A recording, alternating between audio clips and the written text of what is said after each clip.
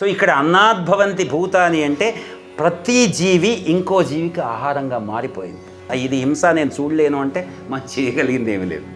ఒక టైగర్, ఒక పులి ఓ జింక మీద పడి చెండాడుతుంటే అయ్యో నీకు శాకాహారం నేర్పిస్తాను, ఉపనిషత్తులు చెప్తాను, నువ్వు చేస్తుంది పాపకార్యం అంటే దానికి తప్పు కాదు, సృష్టి ధర్మం, దాని ఆహారాన్ని అది తింటుంది. దీనికి జరుగుతున్న వేదన అది వేరే విషయం.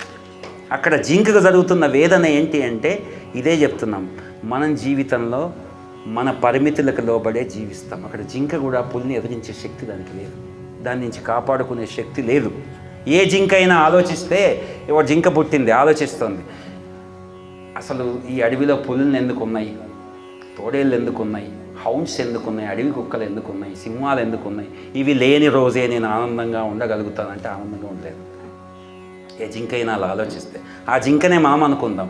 సమస్యలు లేనప్పుడే, నాకు పూర్తిగా నేను చేసే పనిలో సంతృప్తి పొందినప్పుడే, నా టార్గెట్స్ నేను రీచ్ అయినప్పుడే నేను ఆనందంగా ఉంటాను. అంతవరకు నా ఆనందాన్ని, నా మనశ్శాంతిని పోస్ట్పోన్ చేస్తాను అంటే ఆర్ హెల్ప్లెస్, వీఆర్ హెల్ప్లెస్. ఎందుకంటే పర్ఫెక్ట్గా ఇప్పుడు జింకకి పర్ఫెక్ట్గా జింక పర్ఫెక్ట్గా ఉండాలి, అడవి ఉండాలంటే కావాల్సినంత గ్రాస్ ఉండాలి.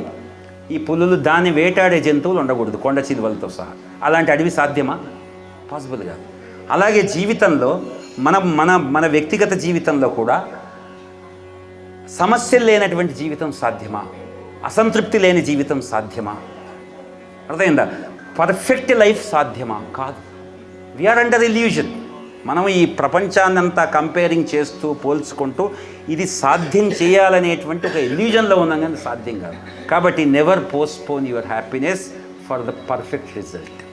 ఈరోజే ఇప్పుడే ఈ జ్ఞానం ఉన్నవాడు సంతృప్తిగా జీవిస్తాడు. ఆ సంతృప్తే మోక్షము.